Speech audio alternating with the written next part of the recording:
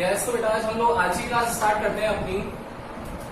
मैंने आप लोगों को हमारा चैप्टर चल रहा था, chapter number 9 ray optics. Ray optics में हम लोगों ने काफी सारी चीजें पढ़ ली थी अभी तक। स्टार्टिंग से हम लोगों ने reflection, refraction, mirror equation, magnification, R equals to 2F, फिर उसके बाद lens equation, lens maker formula, convex spherical surface and concave spherical surface के लिए रिफ्रैक्टिव इंडेक्स और रेडियस ऑफ कर्वेचर में रिलेशन, फिर प्रिज्म, ये सारी चीजें हम लोग देखते हुए आए हैं अभी तक, है ना। अब हम लोग इस चैप्टर के लास्ट में हैं और लास्ट में आप लोगों को टॉपिक जो है वो पढ़ा रखा था माइक्रोस्कोप। एक बार माइक्रोस्कोप से स्टार्ट करते हैं और आज इसका जो कंपाउंड माइक्रोस्कोप वाला पार्ट है वो हम लोग करने वाले हैं। तो सबसे पहले एक बार वापस स्टार्ट कर लेते हैं, आप लोगों का एक बार रिवीजन भी हो जाएगा। माइक्रोस्कोप क्या था बेटा? माइक्रोस्कोप क्या था? क्या होता है माइक्रोस्कोप? बताओ। To see the image of the object, to see the image of the object in enlarged form, in enlarged form, the device which is used known as microscope. Yes, so what do you mean by microscope? To see the image of the object. Image को बड़ा देखना है हम लोगों को किस form में? in enlarged form, then the device which is used is known as microscope. तो माइक्रोस्कोप एक डिवाइस है जिसका यूज हम लोग करते हैं किसी ऑब्जेक्ट की इमेज को एनलार्ज करके देखने में। क्लियर है? फिर हम लोगों ने देखा था इसके अंदर कि what do you mean by principle of microscope.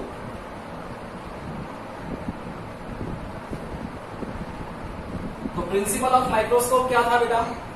Principal of microscope में हम लोगों ने लिख रखा था कि अगर कोई भी एक ऑब्जेक्ट है उस ऑब्जेक्ट को पोजीशन दो।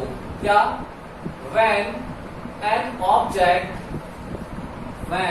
object is present in between principal focus and optical center of convex lens. When an object is present in between principal focus and optical center, then image of the object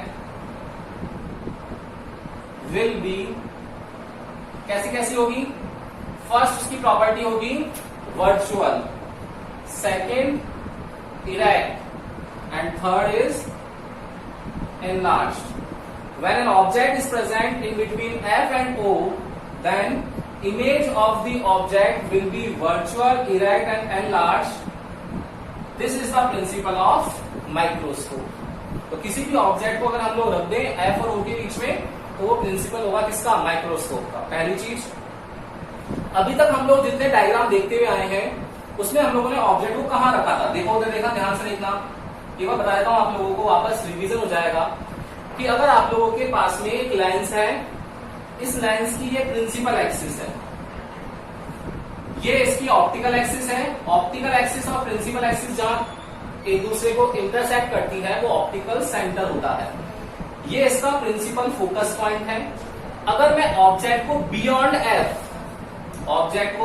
F कहीं भी रख दूं, चाहे मैं focus और centre of curvature के बीच में रख दूं, चाहे सेंटर ऑफ कर्वेचर से भी बियॉन्ड रख दूं, जब भी ऐसा होगा आप लोगों के पास में कि ऑब्जेक्ट को बियॉन्ड एफ रख देंगे तो बियॉन्ड एफ रखते ही जो भी ऑब्जेक्ट की इमेज बनेगी वो हमेशा कैसी बनेगी? देखो देखते हैं, इमेज फॉर्मेशन रूल अप्लाई करने हैं और देखो कैंसिल हो गया है, यहाँ पर इंटरसेक्ट हुआ तो ये अगर मेरा ऑब्जेक्ट है ए बी, एरो का बी पर, तो इमेज बन जाएगी कैसी? ए डैश बी डैश। ये देखो इमेज बन गई। तो क्या हो रहा है इसके अंदर? क्या समझ में आ रहा है कि बियॉन्ड एफ रखा तो बियॉन्ड एफ रखते ही देखो कॉन्टिन्यूअस लाइन से है, तो कॉन्टिन्यूअस लाइन से है मतलब इमेज कैसी बनी? रियल। पहली चीज देखो ये सीधा है, इरेक्ट है, उल्टी फॉर्म में आ गई मतलब क्या हुआ? ये इन्वर्टेड हो गया। एंड थर्ड क्या हो गया कि देखो ऑब्जेक्ट का साइज और इमेज का साइज इक्वली लग रहा है, मतलब इक्वली साइज है ये। क्या हो सकती है कि डिमिनिश्ड आ जाए, ठीक है ना, मतलब यहां पर ये चीज समझ में आ गई कि बियॉन्ड एफ कहीं भी रख दो, चाहे वो in between C and F रख दो, चाहे बियॉन्ड सी रख दो, चाहे बियॉन्ड 2f रख दो, कहीं भी रख दो आप लोग, कहीं पर भी प्लेस कर दो ऑब्जेक्ट को बियॉन्ड एफ के बाद इंफिनिटी तक, हमेशा ऑब्जेक्ट की रियल, इन्वर्टेड और आप लोगों के पास डिमिनिश या इक्वली साइज इमेज बनने वाली है। लेकिन अगर हम लोग ऑब्जेक्ट को केवल एक केस कहां, इन बिटवीन एफ एंड ओ, अब एफ और ओ के बीच में रखते हैं, तब ही आप लोगों के पास में जो बनता है वो बनता है कहां पर, कहां बनेगा, वर्चुअल इरेक्ट और एनलार्ज फॉर्म में बनेगा। कैसे बनता है वो देखते हैं। एक बार इसका स्क्रीनशॉट ले लो, फिर डायग्राम देखते हैं वो वाला। फटाफट से एक बार स्क्रीनशॉट ले लो मेरा इसका।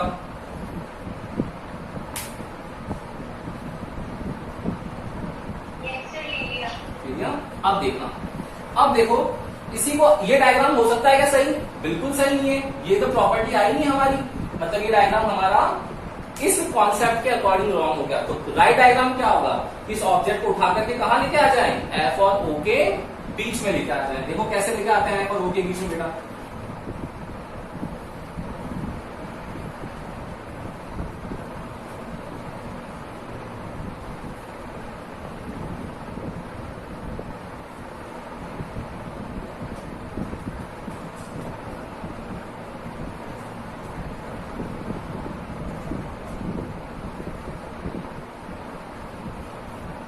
देखना।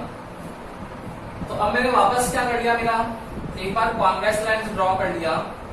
इस कॉन्वेक्स लाइंस में principal axis, this is optical axis, intersection point is optical centre, this is principal focus. अब क्या होगा, अब इस ऑब्जेक्ट को प्लेस करना है, कहां प्लेस करना है, एफ एंड ओ के बीच में। मैंने प्लेस कर दिया यहां पर ए एंड बी। नाउ क्या होता है, अब लाइट जाएगी, देखो पैरेलल लाइट है, कहां से पास होनी चाहिए, यहां से, फिर ऑप्टिकल सेंटर से पास हो रही है, ये देखो ऑप्टिकल सेंटर से। सबको दिख रहा होगा कि ये पैरेलल लाइंस है, और पैरेलल लाइन नेवर मीट्स, मतलब यहां पर नहीं मिलेगी। अगर कोई ऑब्जर्वर खड़ा है यहाँ पर, ऑब्जर्वर की आई इसको देख रही है, वो पैरेलल लाइन से कभी नहीं मिलेगी। अब बच्चों के मन में जनरली डाउट आता है कि सर पीछे की तरफ कैसे मिलेगी। अरे भाई, रिफ्रैक्शन के बाद में पैरेलल हुआ है, रिफ्रैक्शन से पहले थोड़ी पैरेलल है। ये दोनों की लाइट क्या पैरेलल दिख रही है आप लोगों को? नहीं दिख रही ना, मतलब रिफ्रैक्शन के बाद तो आप लोगों के पास में बन सकता है ना भाई, रिफ्रैक्शन के बाद इमेज बन सकती है।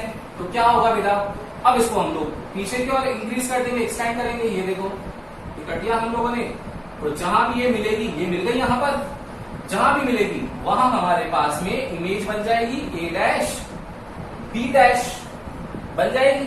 तो इट मीन्स क्या हो गया कि देखो ऑब्जेक्ट है, उस ऑब्जेक्ट की जैसा ही आप लोगों के पास इमेज बना है, उसी डायरेक्शन में, मतलब कैसा है, इरेक्ट है क्या, सीधा का सीधा ही है, उल्टा हुआ ही नहीं, इन्वर्टेड हुआ ही नहीं। फर्स्ट चीज आ गई। सेकंड चीज देखो, डॉटेड लाइन से मिलाया हुआ है, मतलब डॉटेड लाइन से मिलाया हुआ है तो कैसा होगा, वर्चुअल होगा, कॉन्टिन्यूस होता तो रियल होता। थर्ड क्या हुआ, सबको ये साइज छोटा दिख रहा होगा, ये साइज बड़ा दिख रहा होगा इमेज का, मतलब क्या हो गया, एनलार्ज हो गया।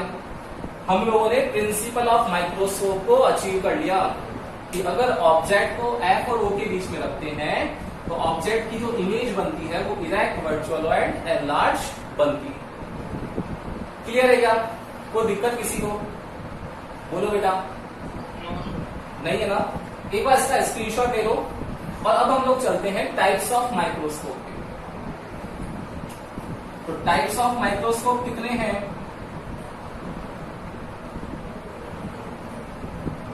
टाइप्स ऑफ माइक्रोस्कोप कितने हैं? 2 टाइप्स हैं। First one is simple microscope and second is compound microscope. आप लोगों के एग्जाम में 99% मतलब ऑलमोस्ट 100% ही है कि कंपाउंड माइक्रोस्कोप ही पूछते हैं। 7 स्टार टॉपिक है, इट मींस इंपॉर्टेंट है, बहुत ज्यादा इंपॉर्टेंट है, एग्जाम में क्वेश्चन आएगा।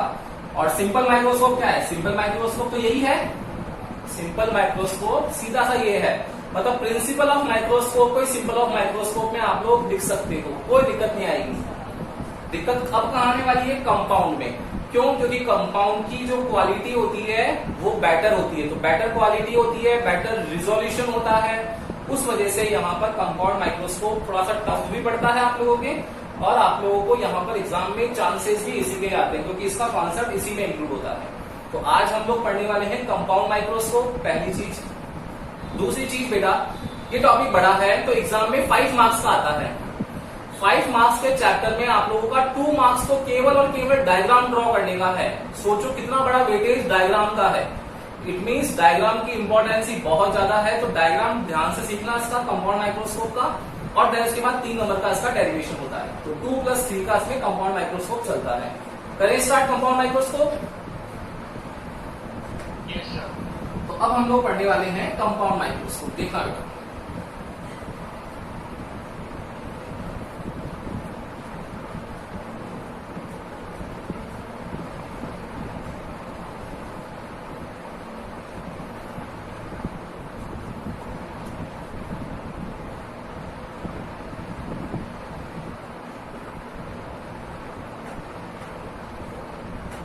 कंपाउंड माइक्रोस्कोप देखना।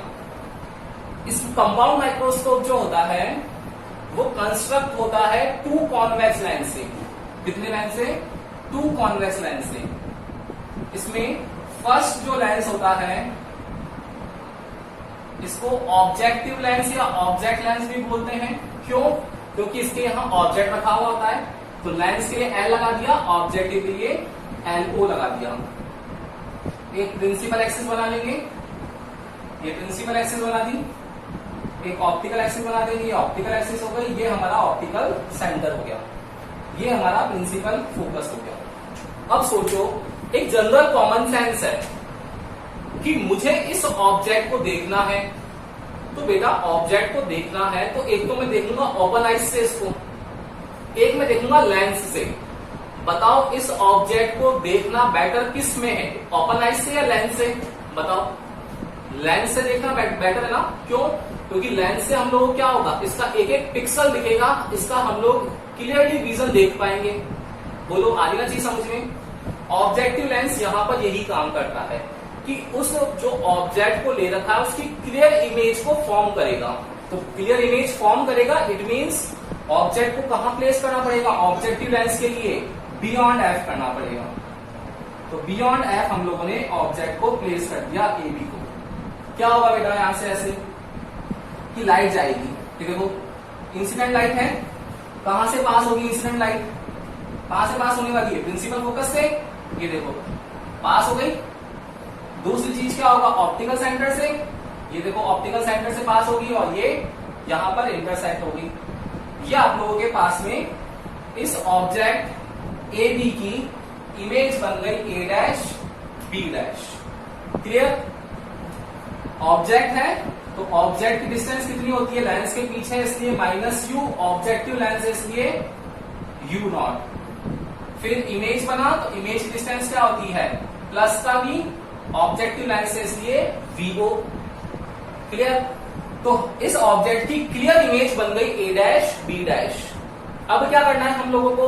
प्रिंसिपल ऑफ माइक्रोस्कोप को अचीव करना है। कैसे करेंगे?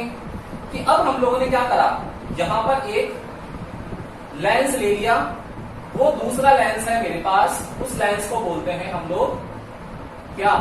Eye lens. क्या बोलते हैं? Eye lens. ये आई लेंस जो होता है इसका एपरेचर ऑब्जेक्टिव लेंस से ज्यादा होता है। अब मुझे बताओ, एपरेचर ज्यादा होता है इट मींस इसका फोकल लेंथ भी ज्यादा होती होगी। डेफिनेटली ऐसा ही होता होगा भाई, ज्यादा बड़ा साइज, ज्यादा बड़ी फोकल लेंथ, ज्यादा बड़ी रेडियस ऑफ कर्वेचर। क्लियर है? वो तो ज्यादा स्फेरिकल लेंस का बड़ा पार्ट है, तो ये आई लेंस हो गया। तो यहां से जो लाइट आई है, ये लाइट आई है, ये लाइट क्या होगा? ये AB की इमेज बनी A' B'। अब इस A' B' को हम लोग क्या करेंगे? इस ऑप्टिकल सेंटर के बीच में लेके आएंगे। तो इसकी लेंस की फोकल लेंथ क्या होगी? F। आई लेंस है तो क्या लगा दिया? E। लेंस है तो LE लगा दिया। देखो ऑप्टिकल सेंटर O' और FE के मिड में आ गया। अब इसको, ये तो आप लोगों को डायग्राम दिख रहा है, कंस्ट्रक्शनल डायग्राम, लेकिन एक्चुअली में जो माइक्रोस्कोप होता है उसमें करते पड़ेंगे। तो आप लोगों ने लैब में देखा था आपने सबके कि माइक्रोस्कोप होता है। तो माइक्रोस्कोप में क्या होता है, एक रेचर्ड होता है, उसको रोटेट करते हैं, तो रोटेट करने से वो मूवमेंट करता है। तो जो मूवमेंट करता है ना, उसको एक मेथड का नाम दे रखा है। उस मेथड का नाम है बेटा, उस मेथड को बोलते हैं रैक एंड पिनन मेथड।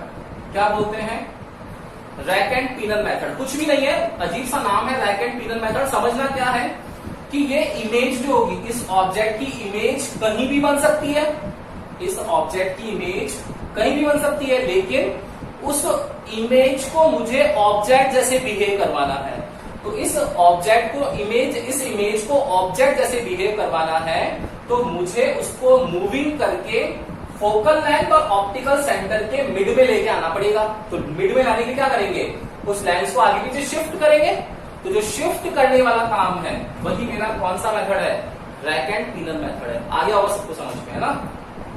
अब देखो, तो फोकल लेंथ और ऑप्टिकल सेंटर के बीच में आ गया। अब क्या होगा, इमेज फॉर्मेशन। देखो दोनों लाइट, इस ऑब्जेक्ट से लाइट जा रही है, एक लाइट ये जा रही है, एक लाइट ये आ रही है। तो दोनों लाइट का रिफ्रैक्शन होगा, रिफ्रैक्शन होके देखो ये इस तरफ चली जाएगी, ये भी इस तरफ आ जाएगी। बताओ ये भी तो पैरेलल लाइंस है, तो यहाँ पैरेलल लाइंस है, तो ये ऑब्जर्वर आई है। क्यों, क्योंकि ये आई लेंस है, नेटवर्क इशू होगा आपका। देखो तो क्या होगा, यहां से जो लाइट जा रही है वो यहां पर पैरेलल हो रही है। पैरेलल हो रही है मतलब ये आई है, तो आई लेंस है। तो क्या होगा, यहां से ऑब्जेक्ट पैरेलल लाइंस कभी मिलेगी नहीं, क्या करना पड़ेगा, पीछे की ओर एक्सटेंडेड करना पड़ेगा इसको। तो पीछे की ओर, वही तो केस हो गया अभी वाला सिंपल माइक्रोस्कोप वाला, कि रिफ्रैक्शन के बाद पैरेलल हो जाती है। तो क्या करते हैं, पीछे की ओर इंक्रीज करते हैं, पीछे की ओर इंक्रीज करेंगे। देखो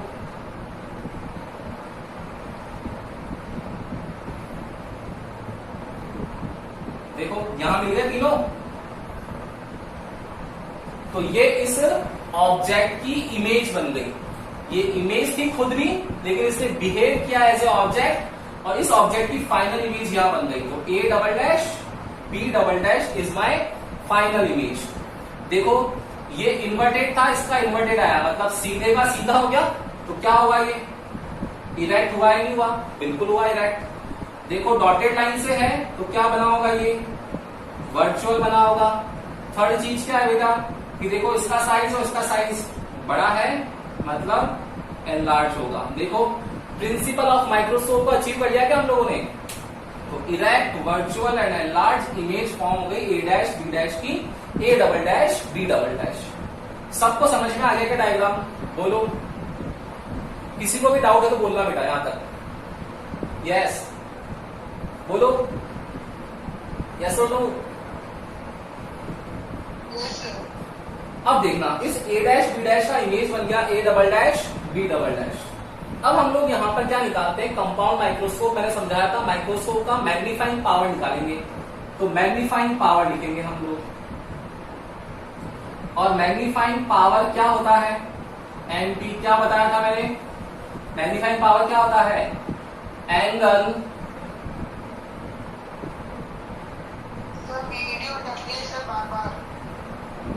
वो नेटवर्क इशू है। आप लोग देखो एक बार वापस ज्वाइन कर लो। Angle subtended by image to the angle subtended by object. ठीक है ना। तो क्या होगा, angle subtended by the image to the angle subtended by the object. अब इमेज कौन सी है, यस इमेज कौन सी है, A double dash B double dash final image है। तो इसने कौन सा एंगल सबटेंडेड किया है, ओ डैश पे किया है। तो ये एंगल कौन सा है मेरा, लेट सपोज ये एंगल अल्फा है। Angle subtended by the object, object कौन सा है, ए बी है। इसने कौन सा एंगल सबटेंडेड किया है, ये वाला, ये बीटा हो गया। तो क्या हो जाएगा, magnifying power NP equals to क्या होगा, अल्फा ओवर बीटा। ये मेरा मैग्नीफाइंग पावर आ जाएगा, NP equals to alpha over beta. Clear है। अब देखना, अब हम लोग पढ़ चुके हैं for small angle sine theta is nearly equal theta होता है, and tan theta is nearly equal theta होता है।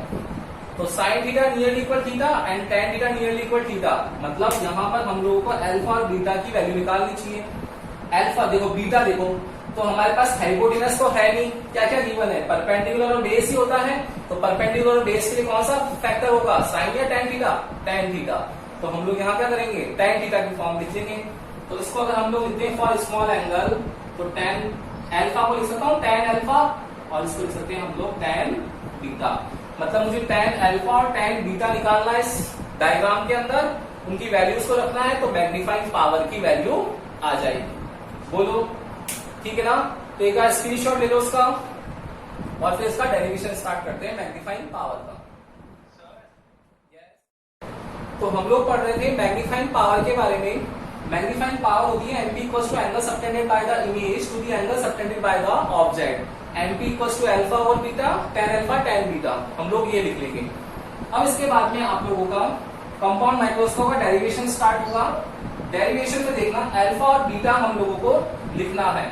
तो टेन अल्फा और टेन बीटा कैसे लिख सकते हैं, देखना।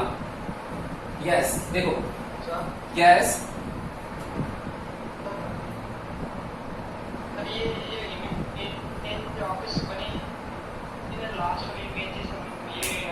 Final image A double dash B double dash, yes. क्या दिक्कत हुई इसमें,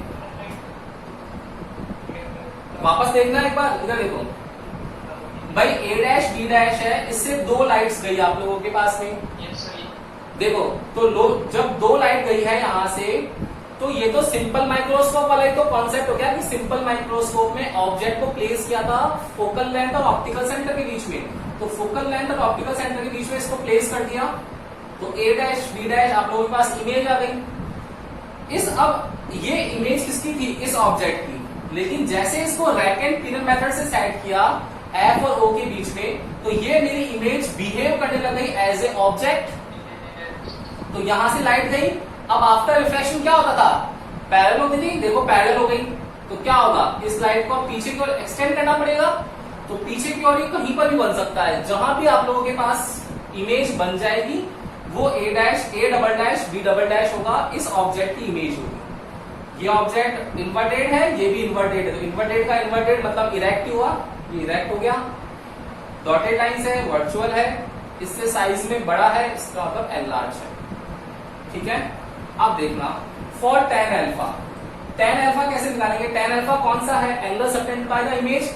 तो A double dash B double dash नहीं करा है अल्फा, तो क्या होगा, in triangle A double dash B double dash O dash.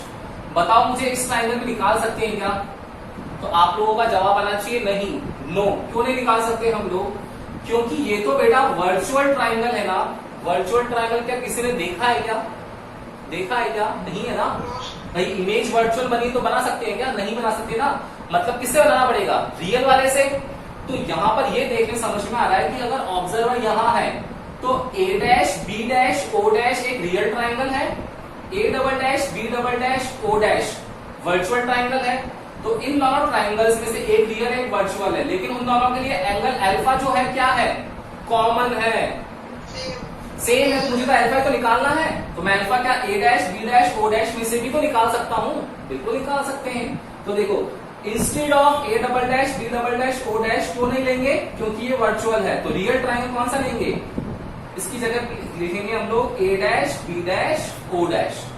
अब देखो ये ऑब्जेक्ट है, तो पीछे की तरफ है, लेंस के पीछे तरफ है, तो U होगा ऑब्जेक्ट डिस्टेंस, UE लगा लिया लेंस के लिए। ये इमेज बना है, तो यहाँ पर माइनस BE हो जाएगा। अब देखना बेटा क्या आएगा, A dash B dash O dash.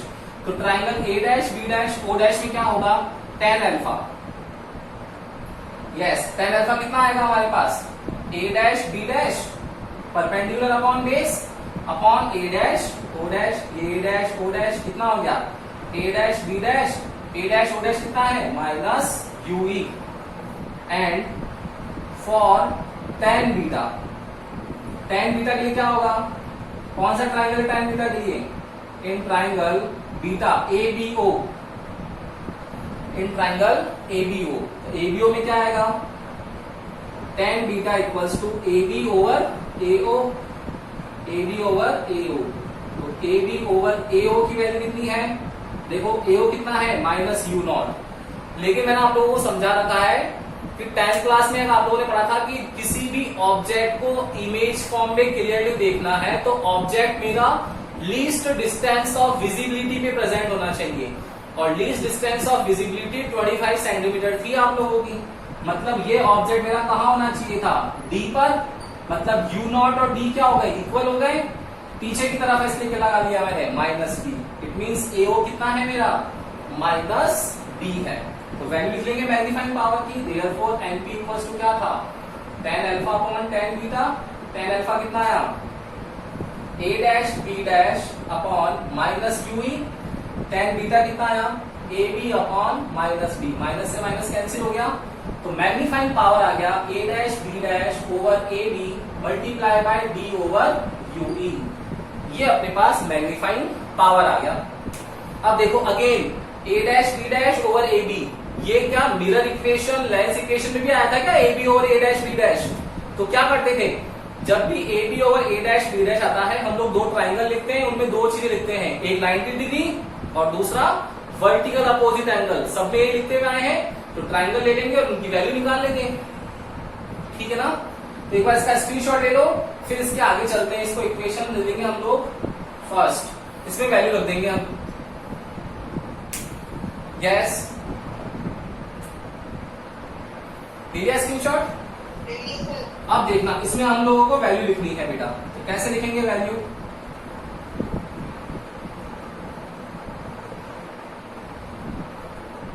देखो कौन कौन से ट्राइंगल आ रहा है, ए डैश बी डैश, कौन सा आएगा ए डैश बी डैश, ये रहा, तो इसका ट्राइंगल कौन सा है, ये वाला ट्राइंगल तो होगा, देखो एक ये ट्राइंगल है, ये ट्राइंगल है, लेकिन अगर ये ट्राइंगल लेंगे ओ ए डैश बी डैश, तो ये एंगल और इसमें ये एंगल वर्टिकल इक्वल हो जाएगा ना, तो मुझे ट्राइंगल लेना पड़ेगा कौन सा, in triangle A B O and triangle A dash B dash O, ये वाला ट्राइंगल, ये और ये, इन दोनों ट्राइंगल में फर्स्ट चीज क्या लिख सकते हो बोलो, एंगल बी ओ ए, बी ओ ए किसके इक्वल है, ए डैश ओ बी डैश के, ए डैश ओ बी डैश में क्या है वर्टिकल अपोजिट एंगल।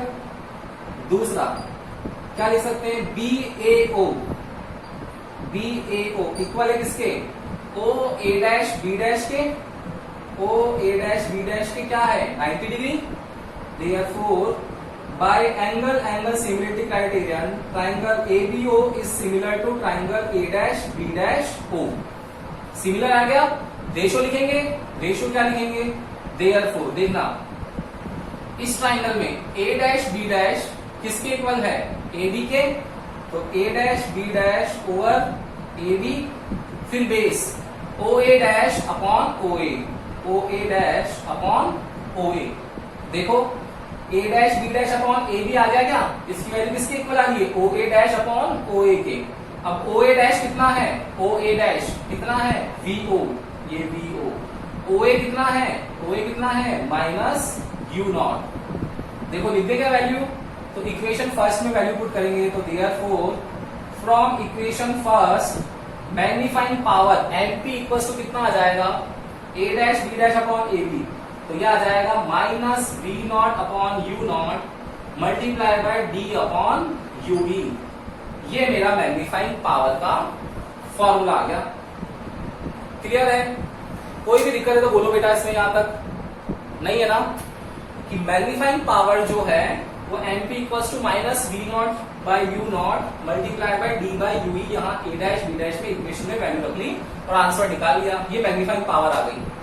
किसकी टर्म में आई है, वीओ यूओ और यूई। अब अगर फोकल लेंथ की फॉर्म में निकालनी है तो मैग्नीफाइंग पावर का एक फॉर्मूला और हो सकता है, क्या हो सकता है वो देखेंगे अभी, एक बार स्क्रीनशॉट ले लो फिर आगे करते हैं इसके।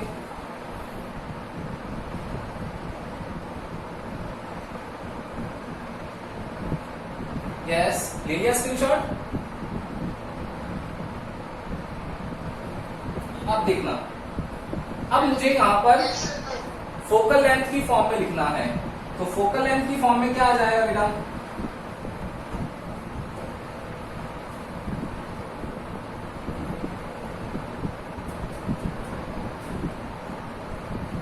देखो फोकल लेंथ की फॉर्म में लिखना है, तो फोकल लेंथ का फॉर्मूला क्या होता है बताओ, क्या होता है फोकल लेंथ का फॉर्मूला?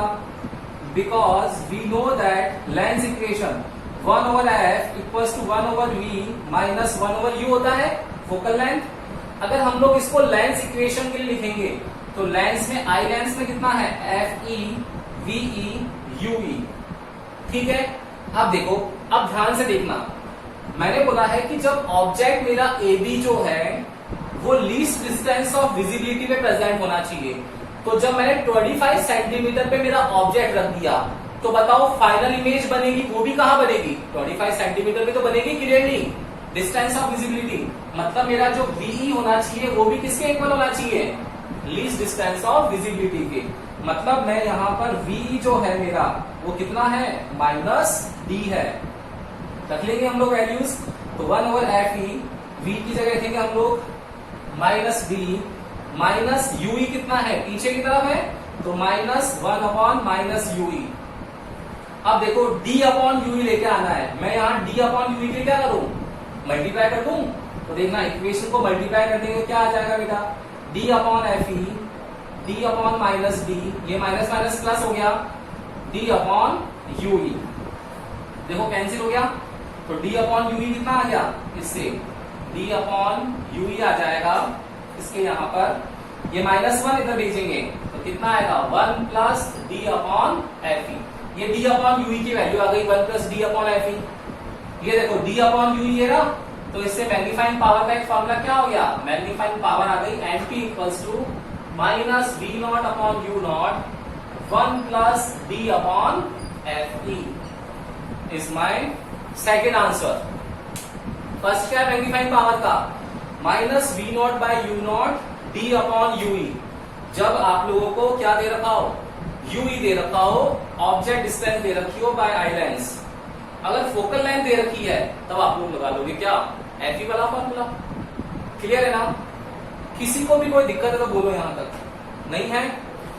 आप लोगों को अगर नेटवर्क इशू था तो आप लोग एक बार YouTube पे जाकर के पूरा का पूरा वीडियो देख सकते हो, जहां भी डाउट आए। इंपॉर्टेंट क्लास थी, कंपाउंड माइक्रोस्कोप एग्जाम में आने वाले क्वेश्चंस में है, 90% चांसेस है कि क्वेश्चन आता है एग्जाम में।